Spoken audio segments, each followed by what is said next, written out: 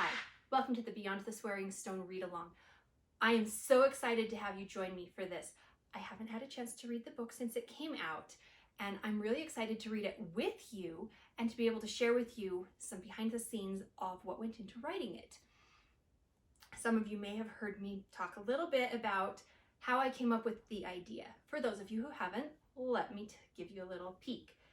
I went to Ireland many years ago now, and one day I was sitting looking at a scrapbook I had made of the trip, and I came across a picture from St. James's Church in Castledermot. In the churchyard, they have the swearing stone, and I was looking at this stone, and as I was looking at the picture, I could almost hear in my head, like a recording, the tour guide talking about the stone and how centuries ago, if a couple could not pay a priest to do their wedding, they would go to the swearing stone and hold hands through the hole and say their vows, and then they were legally married. Now, I didn't know a whole lot more than that, but I decided to look into it. As I was looking into it, I discovered there was not a lot of information, but I ended up going down a rabbit hole. Research does that. I was studying the swearing stone, and there was a different stone that is famous for hand fasting. But what I found for this stone was that it was used for swearing fealty, and a vow made at the swearing stone was more binding than any other vow. So I got looking at this and I got thinking, and I had recently read a book where it was like someone's two different lives, their life many centuries ago and then their modern life. And it was interesting to me to use the same location and talk about different centuries and how life was there. And I just kind of had this idea mulling in my head about how could I combine both of them, and the story of the hand fasting came to mind, and I played what if. And when I got to what if two people from different centuries reached their hand into the hole of the swearing stone, what if they unknowingly married each other across the centuries? And so I just was playing with this idea and really enjoying these characters that were magically connected across the centuries. And one thing led to another, and there was the story. So I did more research because I wanted to make it as realistic as I could. I wanted to bring in as many facts as I could. I wanted to have it be real, have it feel like you were visiting as you read the book. And I hope I succeeded even just a little bit in that, to give you a feel for the town. I fell in love with Castledermot when I was there, and I want so much to share it with you. So I got back to studying and researching, and I studied everything I could find online, which, to be honest, was not a whole lot.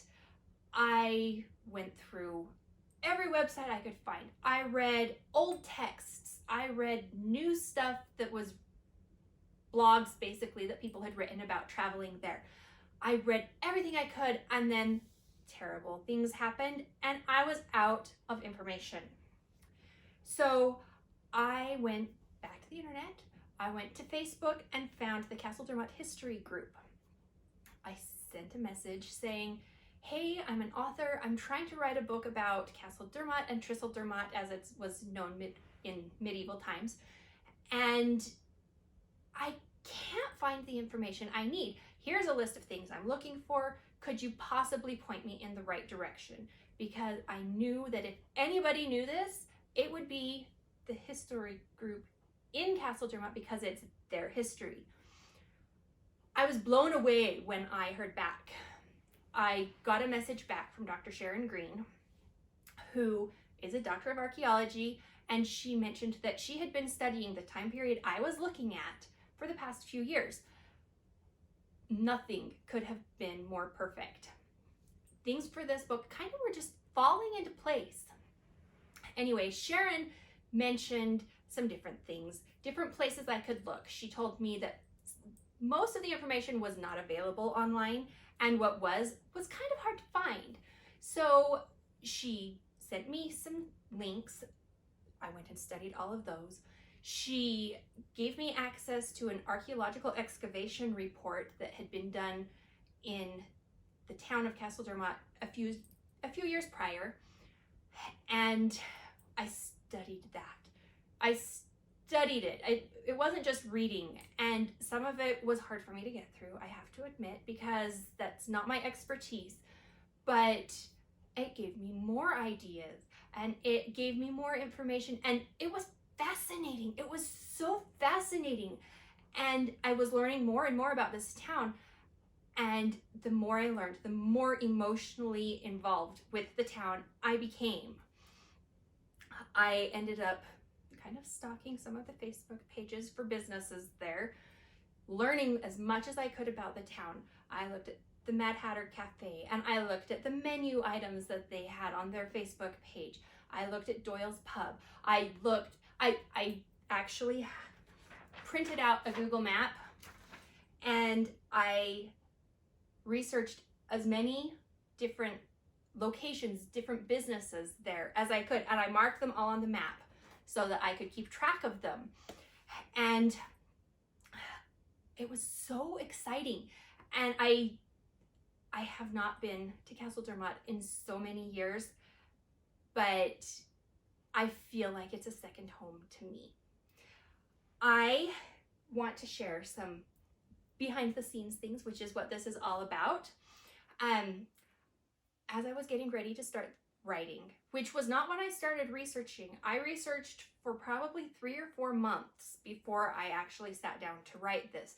And the story was percolating in my head, and so the ideas were flowing, but I didn't actually sit down to write until I'd studied for a long time.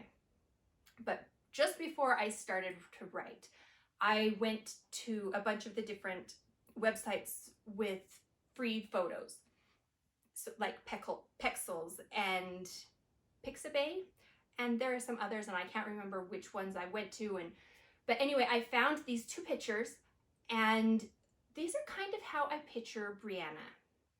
So just to give you an idea of what she looks like, this is similar to what I was picturing. I found a bunch of other inspiration pictures, and I built myself a town. I know, that sounds weird, doesn't it? I printed and cut out all of these little houses. Like I have a whole stack of them here, and I printed them out, and I built myself a town. I used poster board, and I drew on the streets, and I stood up the houses all along so that I could keep track of it. I could keep track of the blacksmith shop is here, the bakery is over here, and over here we have the inn, and this is where this is, and this is where that is, so that I could keep it, just all of those locations in my head of how they interacted and which direction people would have to walk if they were moving from one to another. So I did that, and I probably overstudied, but I really feel like if you're going to write something and make it feel like the person is there, you have to know way more than you actually put into the book. So I learned so much, and there's so much I want to talk to you about and so much I want to share with you. I'm going to start next by showing you this. This is a guide that is available in the town of Castle Dermot, and it talks about the different locations and different historical sites that are interesting. And so I'm going to show you an up-close picture of that. But when I started looking at it, I'm like, oh no, I was putting the market square in the wrong spot. So I hurried and readjusted that, rearranged things just a touch for that. And so I was going more and more, And I, of course, kept following the Castle Dermot Historical Society, historic group. My mind just flipped out on that. You know what I mean. And I started following a whole bunch of other pages for Castle Dermot and the county and trying to really understand it. And they have in Ireland every August a historic celebration, history week. I forget what it's called exactly, but it's like a history week where they talk about the different things that happen in the areas, and they have festivals. And in Castle Dermot, they were hosting one of those events, and they had a photography competition, and then they turned the winners into a calendar, which I have here. And I wanted to show you a couple of pictures from it, just because some of these are places that we're going as we read. So I wanted to show you this. This is St. James's Church in Castle Dermot. This is the church here, and we've got the round tower, and this is the portal to the medieval church, and that shows up in the book. So I wanted you to see that. I also wanted to show you, let's see, it's October. Let me find October here, and I'm about to sneeze, I think. Oh, maybe not. Excuse me. This is the medieval portal from the other side, and it's looking down the path across from it that's called the Laurels. And it's beautiful, and this lovely walk just right between these columns of trees. It's beautiful. So that's just to give you a little bit of an idea of what the town is like. I want to tell you a little bit about the writing process. When I write a book, I do a notebook. I have a notebook for every different book that I write. And this one had to be my Ireland book because of all the Celtic knots, and I just love it. So in the notebook, I have all sorts of things. I have names. Here's a list of girls' names and boys' names that are Irish. The boys' names, I knew I wanted the boy to be the one in the past. So I marked all of these are old Irish names. All of these were used during those time periods. And so when I needed a name in the book, I'd be writing along and I'm like, this character needs a name. I could just open this up and I've already got a list of pre-approved names. And like the girls, most of them were used back then as well. And the men, all of them were. And so I could just grab my notebook and know that I'd already vetted these names. I'd already approved them. And so that was really great for me to have, just to be able to grab if I needed. I've got a list of wedding superstitions and wedding traditions and a whole bunch of other things. Lots of research that got put in here.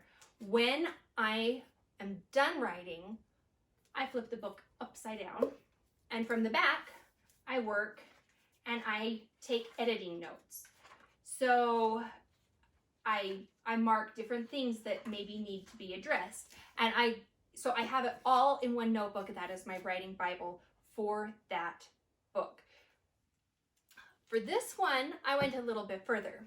I also have a binder. In my binder, I have all sorts of things. I have a little diagram that I drew of the swearing stone that has the dimensions.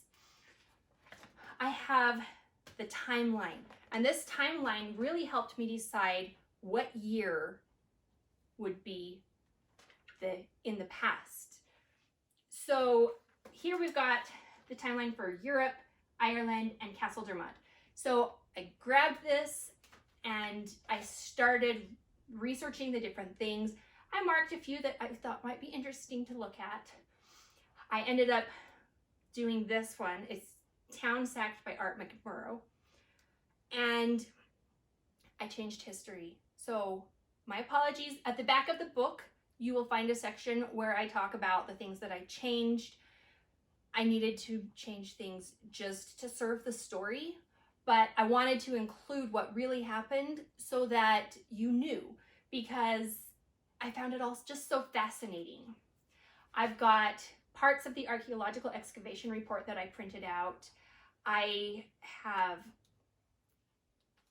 like here, I've got a whole section on smithing. Our character is a blacksmith. So I researched how blacksmithing was done in medieval times.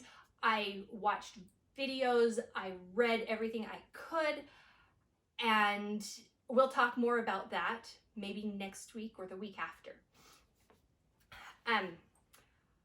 I think that we're ready to start reading. What do you think? So each week we're going to be reading 11 chapters because there are 33 chapters in the book. So this week we'll start with chapters 1 through 11.